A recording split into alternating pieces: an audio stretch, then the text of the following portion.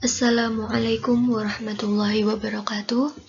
Di sini kami dari grup 2, kelompok 2, mata kuliah perkembangan peserta didik Universitas Negeri Malang akan mempresentasikan hasil kerja kelompok kami mengenai analisis kuesioner yang telah kami kirimkan ke seluruh peserta didik SMP maupun MTS sederajat.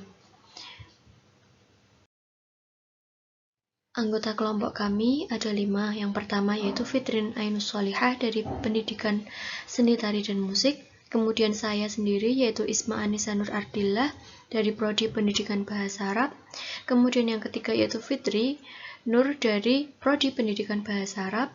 Yang keempat yaitu Ardian Stefano dari Prodi Pendidikan Seni Tari dan Musik. Dan yang kelima yaitu Atif Zain Abdullah dari Pendidikan Bahasa Arab.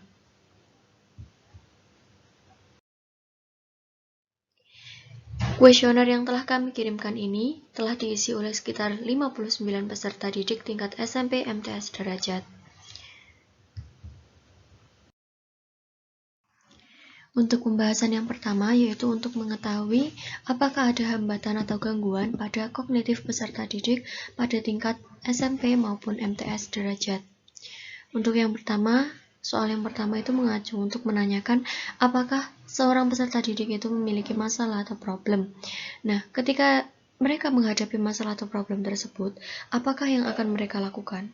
Apakah mereka hanya diam atau mulai berusaha mencari solusi untuk mengatasi permasalahan mereka dengan penuh keberanian? Atau mereka akan diam saja dan menunggu masalah itu selesai? Nah, kemudian yang kedua, soal yang kami tanyakan yaitu mengenai problematika dalam perkembangan kognitif. Misalnya, gangguan dalam berpikir, atau kesulitan berinteraksi dengan orang lain, atau memiliki gangguan tidur, dan lain-lain. Adapun hasil analisis kami, yaitu berdasarkan diagram soal nomor 1, hasil yang kami peroleh yaitu siswa SMP lebih banyak untuk memilih menyelesaikan masalah dengan mencari pokok permasalahan, lalu mengambil diskusi yang tepat dari permasalahan tersebut. Nah, maksudnya dari diagram tadi, sebagian besar, bahkan sekitar 80% dari peserta didik yang mengisi kuesioner itu memilih berani dalam menghadapi masalah mereka, dan mereka menyelesaikan masalahnya dengan mengambil solusi yang tepat dengan pemikiran yang jauh dan tepat, sehingga mereka tidak salah dalam memilih solusi. Nah, yang 10,2% ini atau sekitar 1-2 orang cenderung ceroboh dan kurang dewasa dalam menyikapi suatu permasalahan. Kenapa dikatakan ceroboh? Sebenarnya bukan lebih ke ceroboh, tapi lebih ke kurang mampu dalam menunjukkan eksistensi mereka ketika dihadapkan dengan suatu permasalahan. Mereka cenderung akan memilih diam dan tidak mau angkat bicara ketika mereka dihadapkan dengan suatu permasalahan tersebut. Nah, hal ini merujuk pada gangguan pada kognitif mereka yang harus segera ditindaklanjuti dan dibina agar tidak semakin mengalami keterlambatan dalam perkembangan kognitif mereka.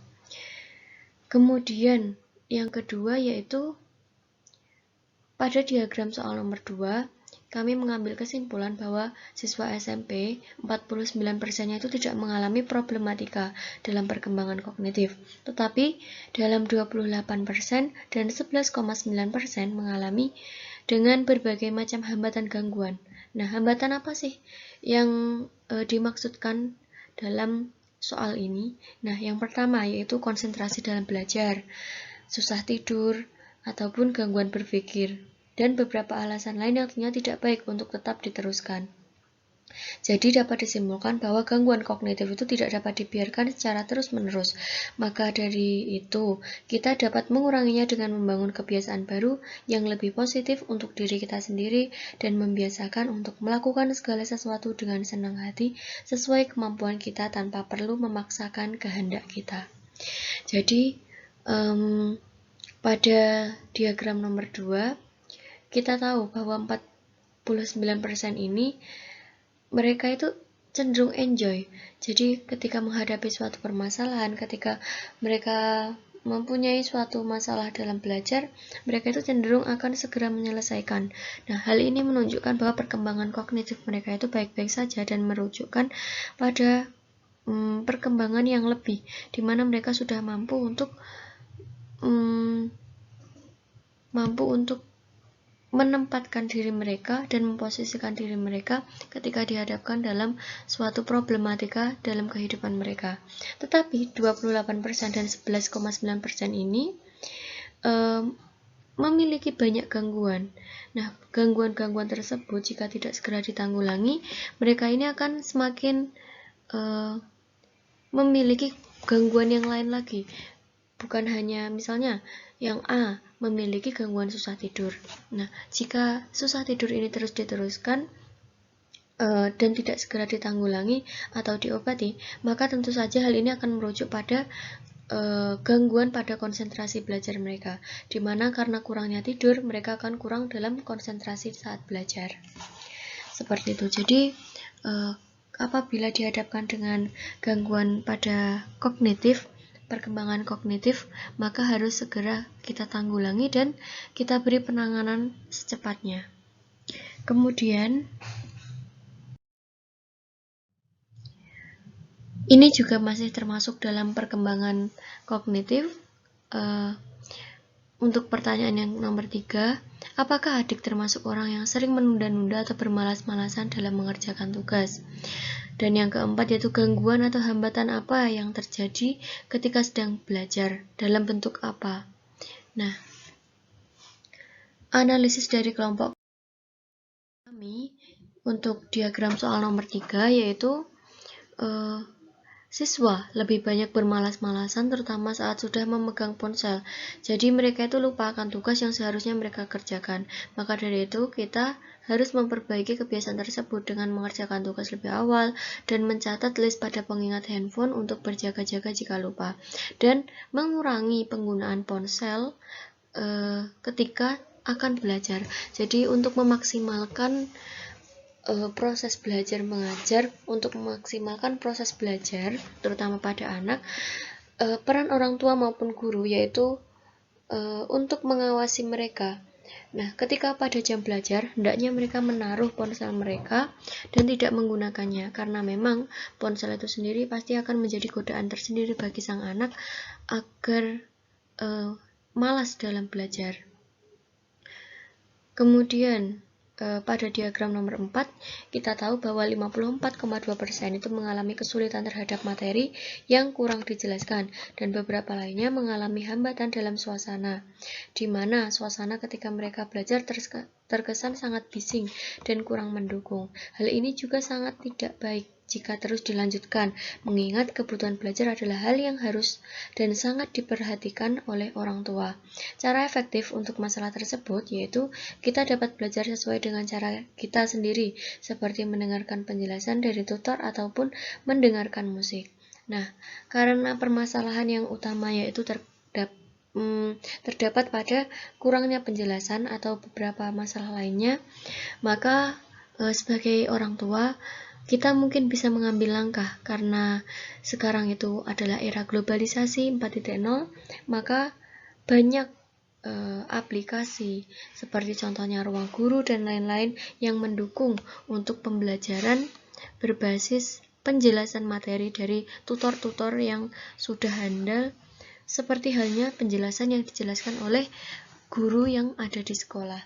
Nah, itu bisa menjadi solusi ketika seorang anak itu malas untuk belajar dan mereka cenderung kecanduan pada handphone mereka. Nah, hal ini sebenarnya tidak baik. Hanya saja jika mereka kecanduan untuk sesuatu yang baik, misalnya mereka menggunakan ponsel mereka untuk belajar, untuk bimbingan online, contohnya seperti Ruang Guru tadi.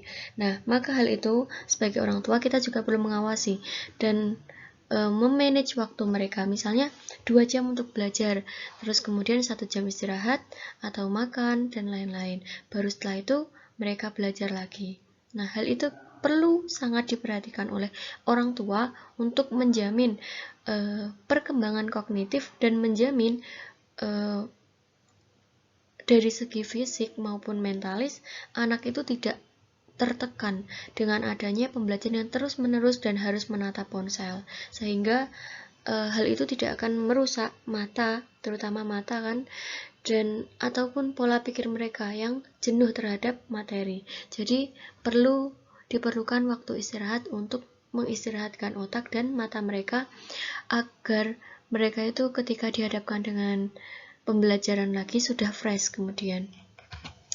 Kemudian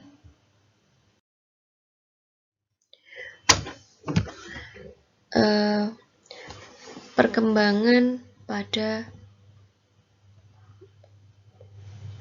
fisik psikomotorik.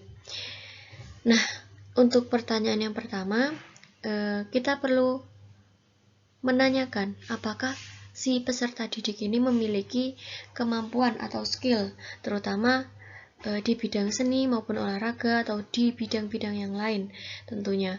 Kemudian yang kedua yaitu apakah si peserta didik ini sungguh-sungguh dalam mengembangkan kemampuannya tersebut, dan usaha apa yang mereka lakukan untuk mewujudkan dan untuk mengembangkan kemampuan mereka dalam keterampilan mereka sendiri. Adapun hasil analisis kami untuk diagram nomor 5 dan 6 ini, kami memperoleh hasil yaitu 47,5%. Kebanyakan siswa memiliki kemampuan fisik dalam bidang keolahragaan dan 30,5% menyukai tentang bidang seni. Nah, cara untuk mengembangkan kemampuan yang dimiliki siswa yaitu dengan mengikuti kegiatan ekstrakurikuler. Hal ini sebenarnya lumrah sekali karena memang di setiap sekolah itu disediakan ekstrakurikuler untuk mengembangkan apa aja sih kemampuan dari peserta didiknya. Nah, kemudian siswa yang mengikuti kegiatan ekstrakurikuler sebanyak 57,6% dan mengikuti kegiatan luar sekolah seperti event atau lomba itu sebanyak 32,2%. Jadi, di samping adanya ekstrakurikuler, sekolah itu juga menyediakan event-event atau lomba untuk mengasah kemampuan peserta didiknya. Nah, hal ini tentu untuk disediakan agar peserta didik, agar siswa-siswa itu bisa unjuk jari, unjuk tangan, maju untuk menunjukkan apa sih yang mereka mampu dalam suatu keterampilan ini. Misalnya mereka mampu untuk olahraga, maka mereka bisa mengikuti olahraga apa yang ada dalam event atau lomba tersebut, atau ekstrakurikuler yang digunakan untuk membina hingga mereka mampu menjadi juara ketika dihadapkan dengan adanya event-event atau lomba-lomba yang diadakan oleh pihak sekolah-sekolah maupun pemerintah dalam rangka mencari bakat anak bangsa. Nah, hal ini bisa menjadi langkah awal bagi para siswa untuk mengembangkan keterampilan mereka.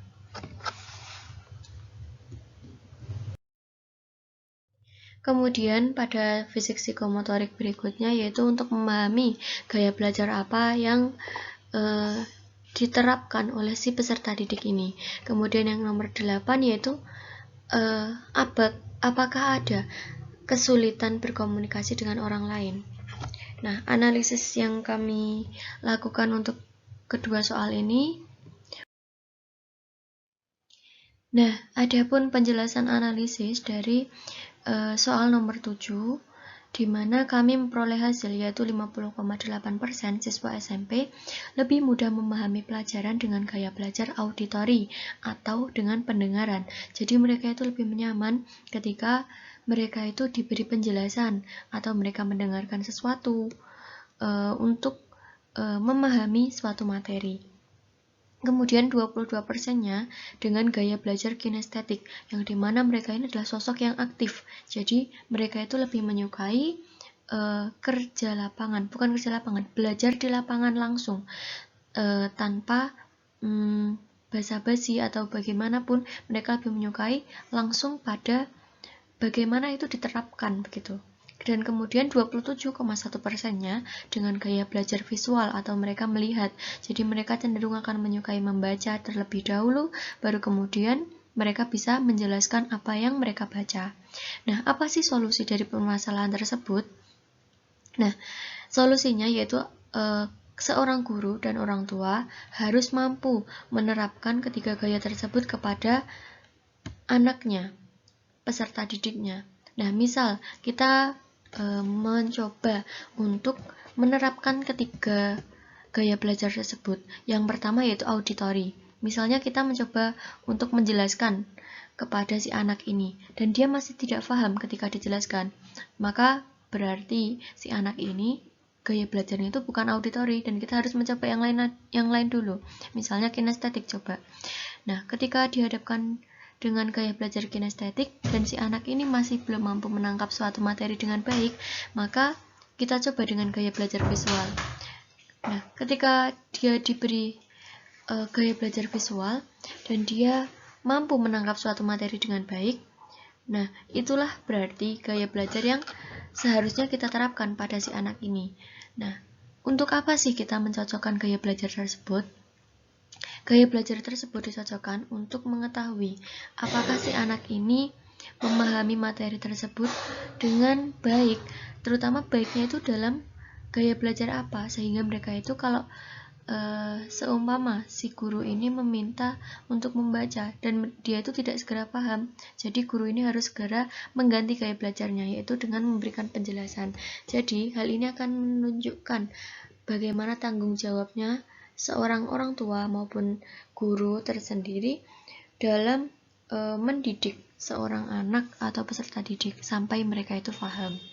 Kemudian pada diagram soal nomor 8, kami memperoleh hasil yaitu 66,1% memiliki jiwa sosial yang bagus, sehingga mereka tidak mengalami masalah dalam perkembangannya. Jadi ketika mereka berkecimpung dalam suatu urusan sosial atau bertemu dengan orang yang banyak, mereka cenderung akan segera berbaur dengan sangat baik. Jika kita tahu bahwa orang-orang ini kita katakan sebagai seorang yang ekstrovert, jadi mereka itu dengan mudahnya berbaur dengan sosialnya. Kemudian beberapa di antaranya mereka ini memiliki masalah sosial yang harus segera diatasi.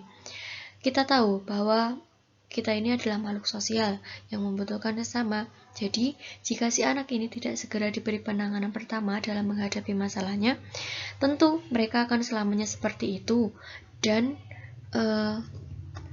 mereka tidak akan maju ketika dihadapkan dengan suatu permasalahan, terutama hal itu melibatkan orang banyak. Jadi ketika kita mengetahui ada anak yang kelihatannya introvert seperti ini, maka kita harus segera merangkul dan mengajaknya berbicara dengan santai terlebih dahulu. Baru ketika kelihatannya dia enjoy, baru kita mengajaknya untuk berbincang-bincang hingga dia itu tahu bahwa sosial itu tidak semenakutkan yang dia pikirkan begitu. Kemudian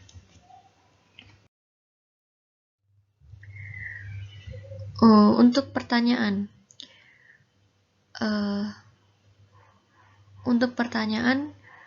perkembangan bahasa pada seorang anak, apakah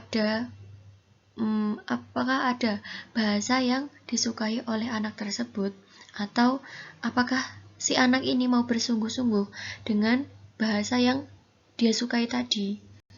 Nah, menurut hasil analisis kami pada diagram nomor 9, kami memperoleh hasil yaitu 64,4% siswa SMP itu lebih meminati mata pelajaran bahasa Inggris daripada mata pelajaran bahasa asing lainnya, dikarenakan mungkin sudah cukup familiar sedari kecil dan penggunaan bahasanya atau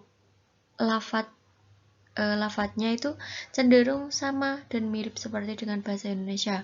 Jadi akan lebih mudah dipahami daripada bahasa Arab atau bahasa asing lainnya. Jika bahasa Arab kan kita tahu bahwa ada huruf-huruf Arab yang sangat beda jauh dengan bahasa yang saat ini kita tetapi. Dan hal ini tentu akan membuat kita merasa kesulitan. Nah, oleh karena itu dalam perkembangan bahasa pada kuesioner ini banyak peserta didik yang memilih menyukai bahasa Inggris daripada bahasa Arab atau bahasa asing lainnya yang menggunakan lafadznya atau katanya itu cenderung sangat berbeda dengan yang saat ini kita tetapi begitu. Kemudian pada diagram nomor 10 kita peroleh hasil 59,3%-nya ini memiliki komitmen dalam pengambilan keputusan yang sangat baik, yaitu rajin dalam menekuni dan memahami suatu materi guna menambah kosakata dan wawasan kita mengenai suatu bahasa tersebut. Maksudnya apa? Jadi ketika si anak ini menyukai suatu bahasa, misalnya bahasa Inggris, dia itu cenderung pasti akan memiliki komitmen dan sangat tegas dalam mengambil sebuah keputusan.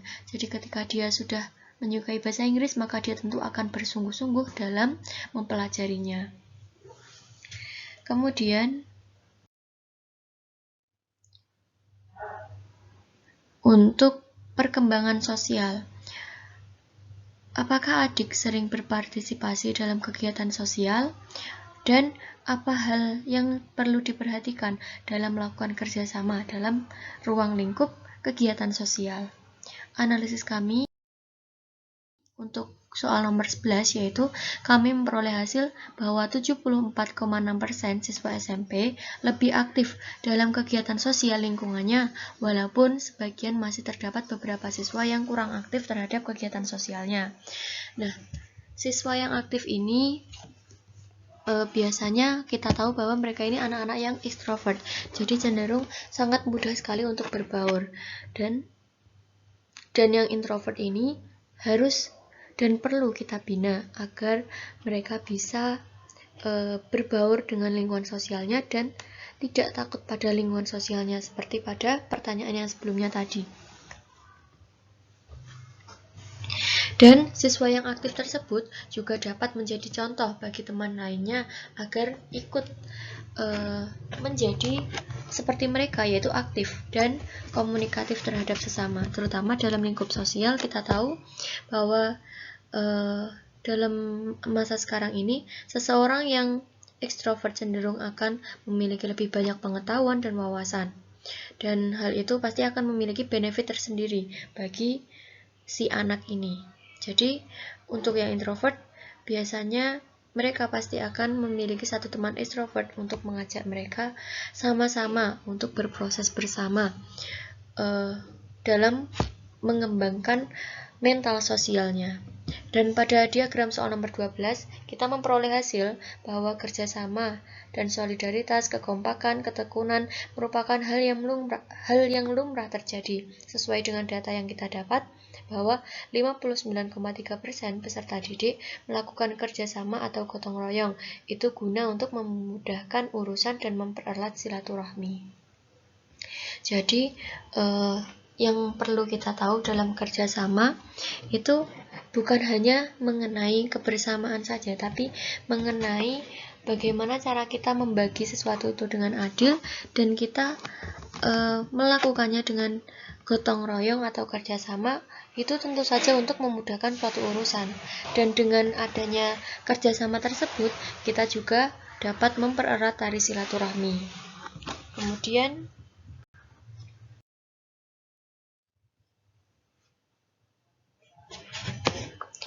masih dalam ruang lingkup sosial, apabila si peserta didik ini dia memiliki teman yang memiliki masalah dalam belajarnya atau kurang memahami pelajaran, apa sih yang akan dilakukan si peserta didik ini atau adik ini? Dan ketika mereka sedang berdiskusi kelompok, apakah dia itu termasuk orang yang aktif dalam menyuarakan pendapat atau orang yang pernah melakukan diskusi mungkin? Nah, kita analisis kedua soal tersebut dengan hasil seperti ini.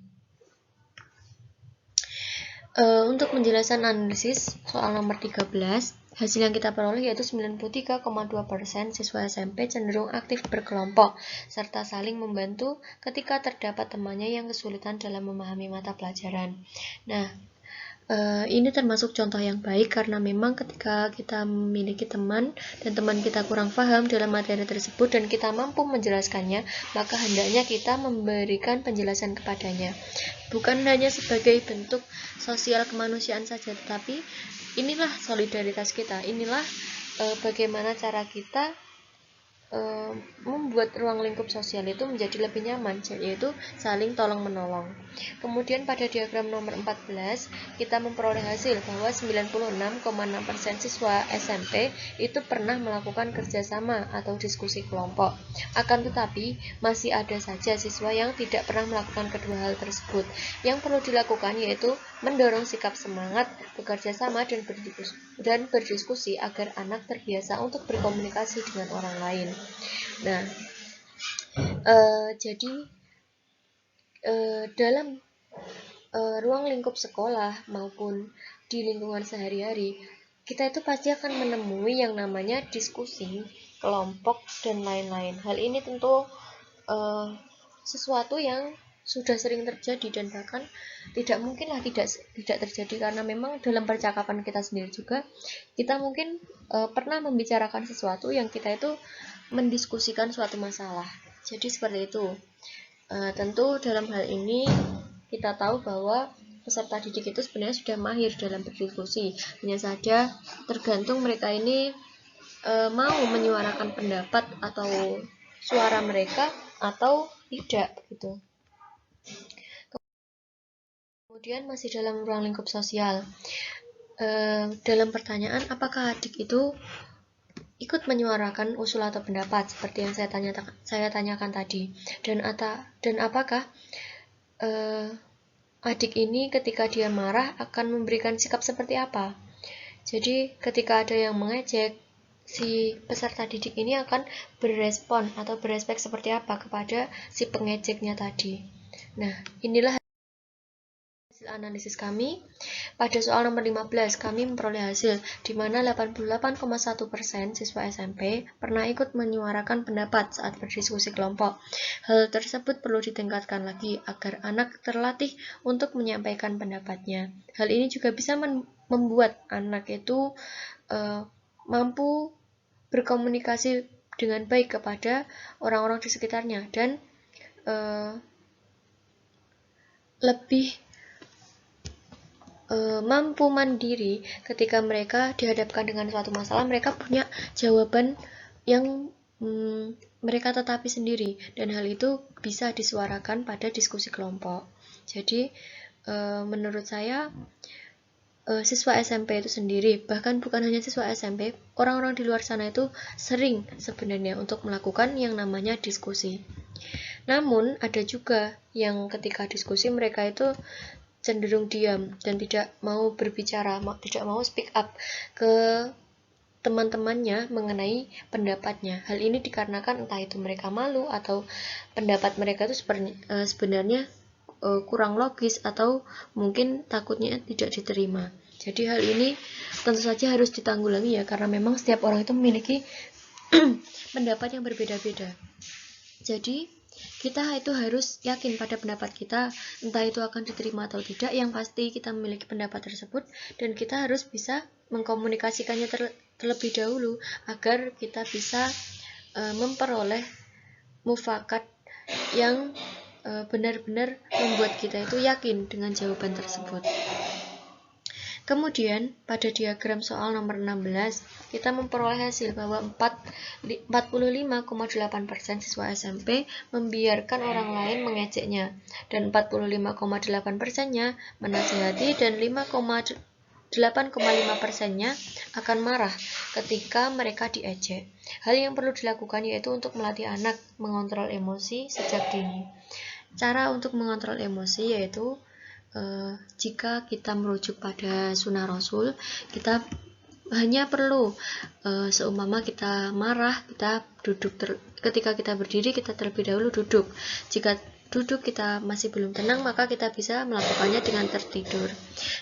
Ketika tidur ini kita juga merupakan relaksasi pada diri sendiri agar mampu mengontrol emosi kita. Dan dalam mengontrol emosi ini harus diterapkan sejak dini. Jadi orang tua itu harus mengajarkan kepada anak bagaimana ketika kita dihadapkan dengan suatu masalah, kita itu mampu memberikan respek yang benar, bukan hanya sekedar emosi yang tidak jelas begitu. Kemudian pada perkembangan emosi, bagaimana peserta didik itu mampu mengontrol emosi, dan ketika mereka berada pada suatu emosi, apa sih yang akan dilakukan si peserta didik ini? Apakah akan diluapkan atau dipendam? Nah, berdasarkan hasil analisis kami untuk soal nomor 17. Pada soal nomor 17, kita memperoleh hasil bahwa 61% siswa SMP itu mengontrol emosinya dengan cara diam, sedangkan 13,6% diantaranya memilih untuk berbaring atau duduk, 25,4%-nya dengan wudhu, dan tidak ada yang memilih untuk melampiaskan pada benda-benda atau hal-hal sekitar.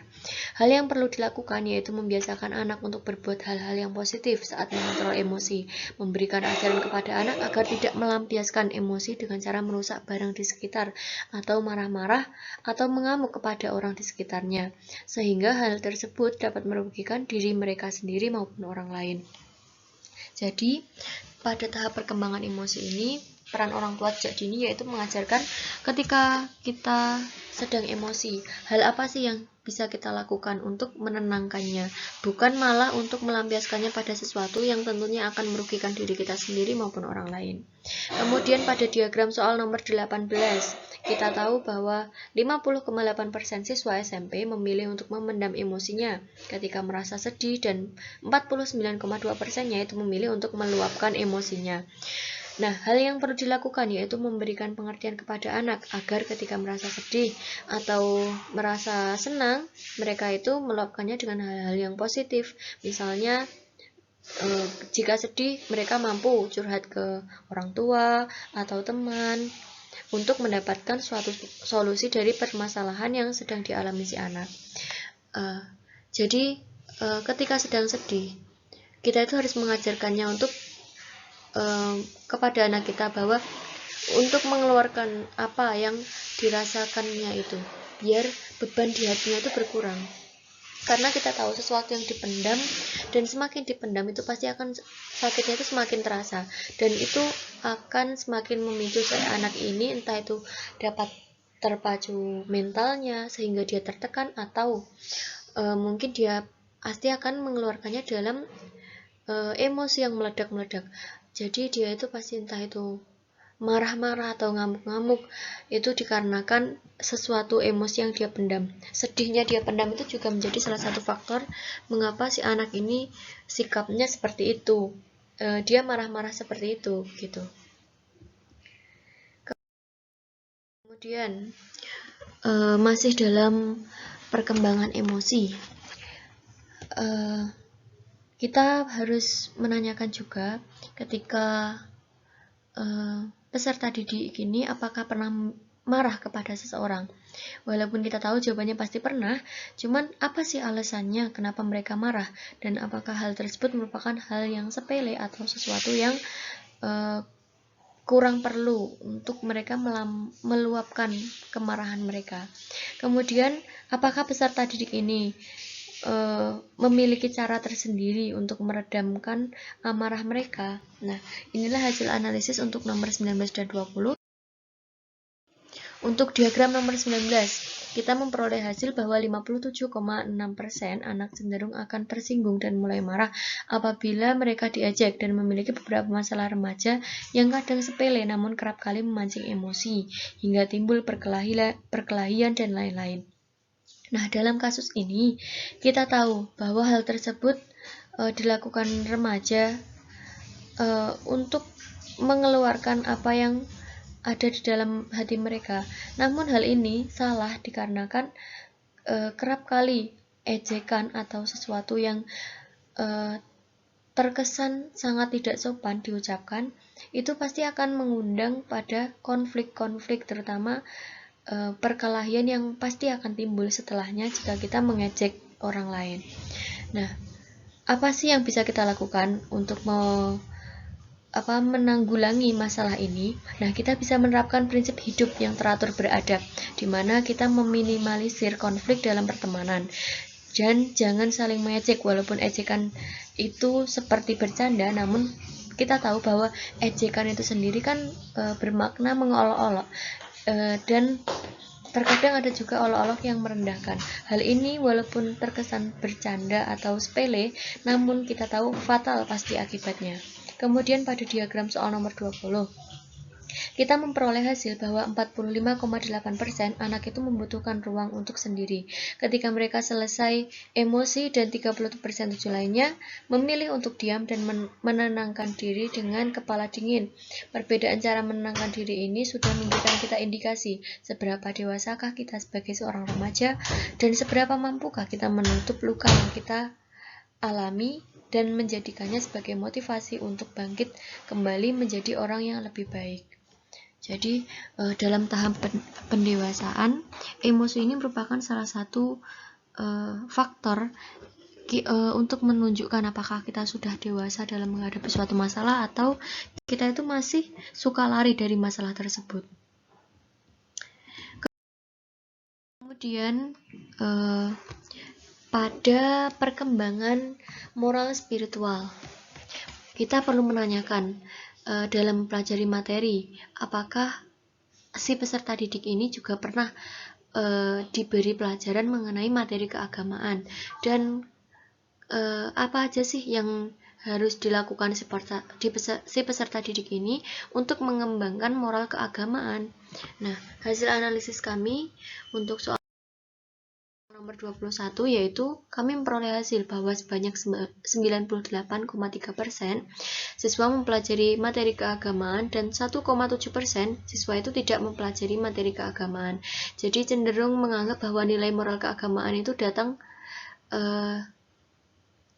datangnya itu dari berbagai sumber. Jadi si 90,3% ini yang suka mempelajari materi keagamaan, mereka cenderung pasti akan mencari berbagai sumber-sumber lain, bukan hanya pada buku, tapi pada internet dan lain-lain yang bisa mereka gunakan sebagai acuan untuk mempelajari materi dan mendalami materi-materi keagamaan.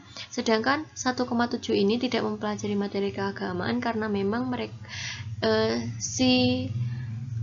satu orang ini, si peserta didik ini mungkin karena sejak dahulu kurang dalam materi keagamaan sehingga dia kurang tertarik, maka hal tersebut cukup menjadi problematika tersendiri bagi si anak ini, karena memang jika seandainya dia memiliki satu agama tapi dia tidak memahami agamanya, itu pasti akan menjadi problematika ketika dia menghadapi suatu permasalahan di mana dia dituntut untuk mencari dalil apa yang ada pada agamanya, seumpama dia itu memakan sesuatu misalnya, dan itu mengandung zat seperti zat yang berbahaya, zat yang haram misalnya, misal mengandung babi.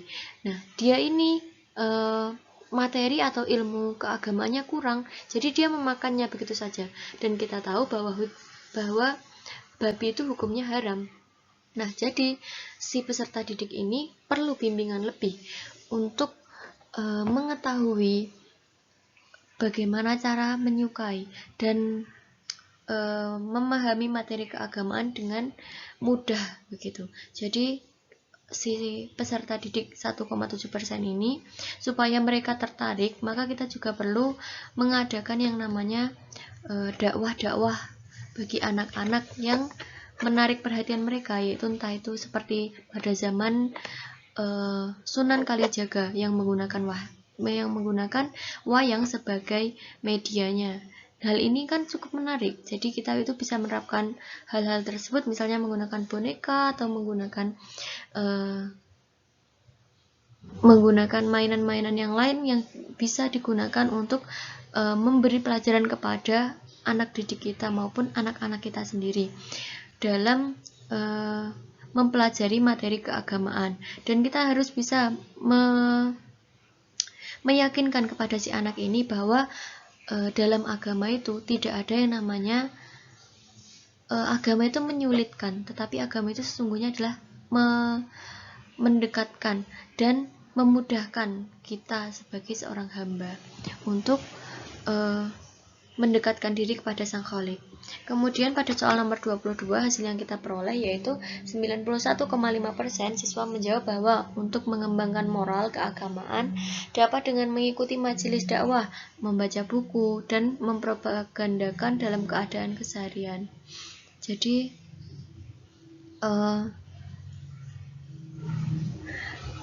peserta didik itu dapat mengembangkan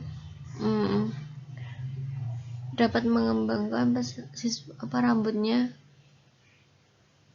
karena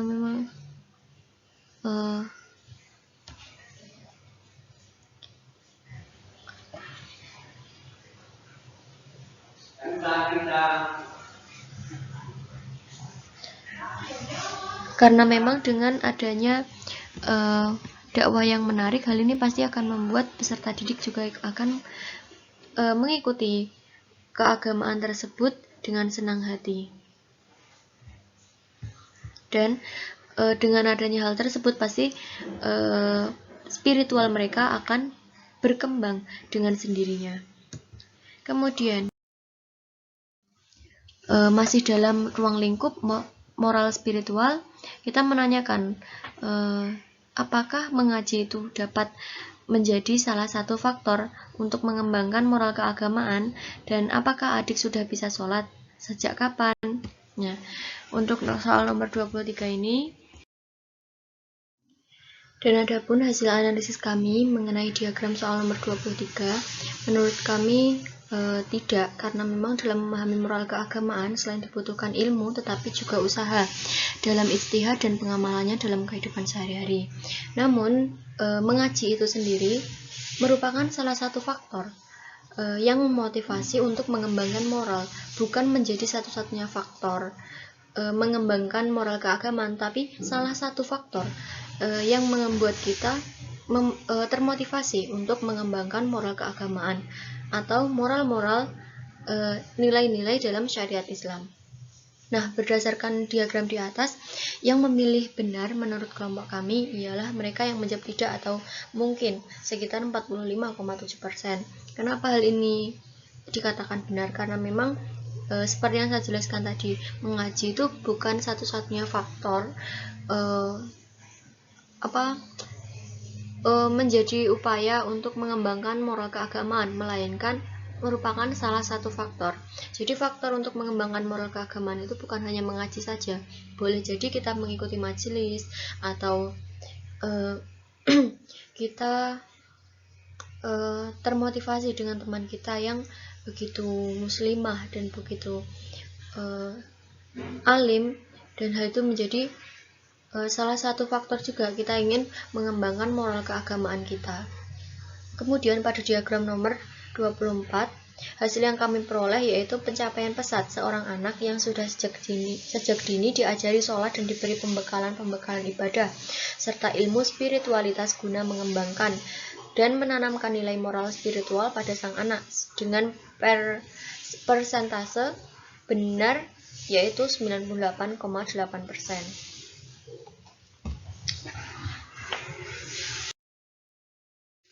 Kemudian masih mengenai moral spiritual, perkembangan moral spiritual. Untuk soal yang pertama yaitu siapa yang mengajari peserta didik ini sholat dan seberapa pentingkah kedudukan sholat bagi si peserta didik ini.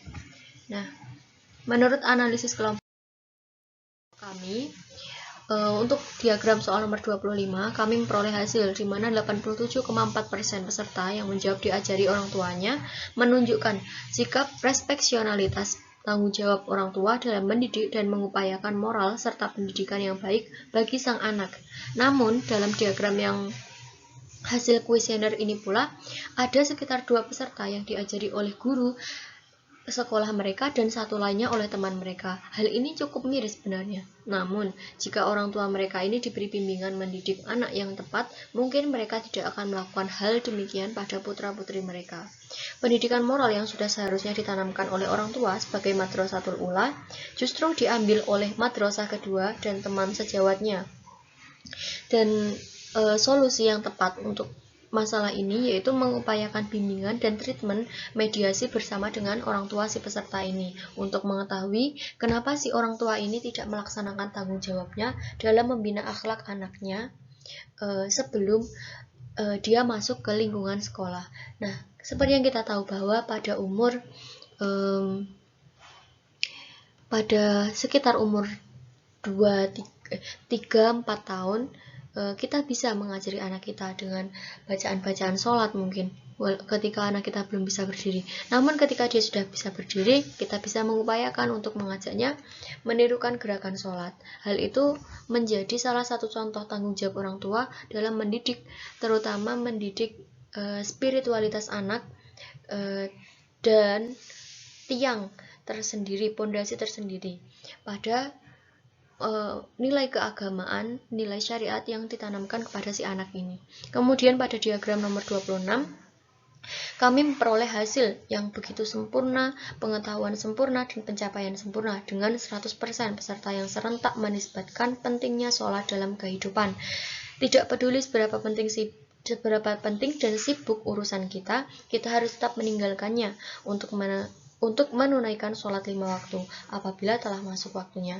Hal ini membuktikan bahwa moral keagamaan dapat terbimbing pula jika niat kita sudah benar untuk senantiasa beribadah kepada Allah dan disiplin dalam manajemen waktu, terutama waktu sholat. Dan hal ini juga menunjukkan bahwa apa yang ditanamkan oleh kedua orang tua kita atau moral spiritual yang ditanamkan oleh mereka sejak dini itu melekat pada diri kita. Jadi kita menganggap sholat itu benar-benar sesuatu yang penting di atas penting-pentingnya. Kemudian masih mengenai moral spiritualitas, kita bertanya kepada peserta didik, apakah peserta didik itu telah membiasakan melakukan syariat Islam, contohnya sholat dan zakat dalam kehidupan sehari-hari, dan apakah si adik ini ketika mereka belum sholat atau mengaji, gimana sih sikap orang tuanya? Apakah mereka peduli atau mereka menasihati untuk segera sholat atau mereka malah acuh tak acuh? Nah, hasil analisis dari kelompok kami yaitu hasilnya untuk soal nomor 27, 96% peserta didik telah dibiasakan oleh orang tua mereka untuk menjalankan syariat Islam, misalnya sholat, mengaji, puasa, dan zakat. Nah, karena peran orang tua inilah karakter Islami anak akan mulai terbentuk secara alamiah tentunya. Jadi dapat kita tarik secara garis besar bahwa dalam membentuk kepribadian dan karakter anak itu perlu peran orang tua dalam menyongsong suksesnya perkembangan tersebut, sehingga hasil yang diharapkan akan lebih maksimal. Kemudian pada diagram nomor 28, hasil yang kami peroleh yaitu sekitar 4% atau 96%, sekitar 4% dari 96%, jadi hanya 4%-nya saja itu peserta memilih diabaikan saja atau orang tuanya itu tidak peduli pada mereka, entah itu mereka sudah sholat atau mengaji atau belum. Nah, hal ini orang tuanya ini cenderung memerlukan bantuan dari sanak saudara atau sahabat atau pergaulan sekitarnya untuk memberikan dampak positif pada si anak yang diabaikan orang tuanya tadi perihal sholat ini. Nah, anak ini ketika memiliki misalnya sahabat mungkin, dan dia memberikan dampak positifnya ketika masuk waktu sholat dia diajak sholat, dan ketika bermain dia diajak bermain, entah itu bermain untuk ikut majelis bersama atau belajar bersama. Nah, agar anak ini tuh tidak salah pergaulan, jadi si anak ini juga harus bisa memilih pergaulannya ketika orang tuanya tidak memperdulikannya, terutama dalam sholatnya itu, maka dia harus bisa memilih teman yang mampu mengajaknya untuk berbuat baik. Dan mungkin dengan hal ini pula diharapkan sang orang tua mulai sadar pentingnya memperhatikan dan menerapkan disiplin terutama dalam sholat kepada sang buah hati. Jadi dengan adanya teman tadi atau orang-orang di sekitar si anak ini, maka orang tuanya itu juga ikut sadar, oh ternyata selama ini saya itu kurang memperhatikan anak saya, terutama dalam masalah sholat. Saya mengabaikan anak saya dan meminta anak saya mandiri untuk mengatur waktunya sendiri. Hal itu ternyata salah. Nah, biarkan orang tua itu berpikir seperti itu. Jadi dalam hal ini memang diperlukan orang sekitar. Jadi kebutuhan sosial itu bukan hanya dalam ruang lingkup pergaulan saja, tapi dalam kehidupan sehari-hari kita memerlukannya untuk membina diri kita sendiri dan mendidik diri kita agar tidak salah haluan. Kemudian masih dalam perkembangan aspek moral spiritual, kita menanyakan ketika kita belajar ilmu agama untuk meningkatkan pemahaman, apakah si peserta didik ini telah menerapkan ilmu agama tersebut dalam kehidupan sehari-hari atau belum. Nah, untuk yang terakhir ini adalah pertanyaan kuesioner sederhana yang sebenarnya harus dijawab dengan jujur. Hanya saja ini untuk menunjukkan apakah si peserta didik ini ketika dihadapi dengan berbagai persoalan, mereka menjawabnya dengan jujur atau mereka menjawabnya dengan sesuatu yang mereka anggap benar.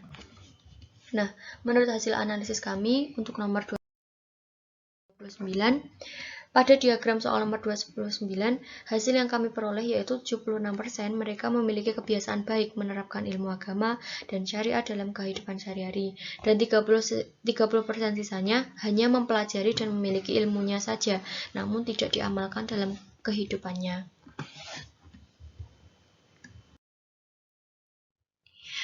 Adapun solusi dari hambatan perkembangan ini, yang pertama yaitu pentingnya peran orang tua dalam mengawasi, mendukung perkembangan putra-putri mereka, terutama pada fase peralihan dari remaja ke dewasa seperti tingkatan ini, yaitu SMP atau MTS sederajat ini. Kemudian yang kedua itu dukungan nyata dan optimal dari orang tua maupun lingkungan sekitarnya agar si anak ini perkembangannya tidak tersendat. Kemudian yang ketiga yaitu tidak transdisipliner pada anak, di mana sikap transdisipliner ini pasti akan membuat anak terkekang dan tertekan, sehingga mereka pasti akan membantah kepada apapun yang kita perintahkan. Kemudian memahami pola belajar anak dan mengaplikasikannya dengan hal yang kreatif dan menarik sehingga anak tidak mudah bosan nantinya.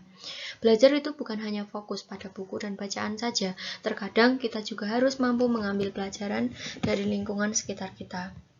Membangun kebiasaan baru yang lebih positif untuk diri kita sendiri dan membiasakan untuk melakukan segala sesuatu dengan senang hati sesuai dengan kemampuan kita tanpa perlu memaksakan kehendak kita. Dan tidak lupa membuat to-do list atau planning yang tepat untuk mengatur jadwal belajar. Kemudian membiasakan diri untuk disiplin dalam manajemen waktu dan mengisi waktu luang dengan hal-hal yang positif dan bermanfaat.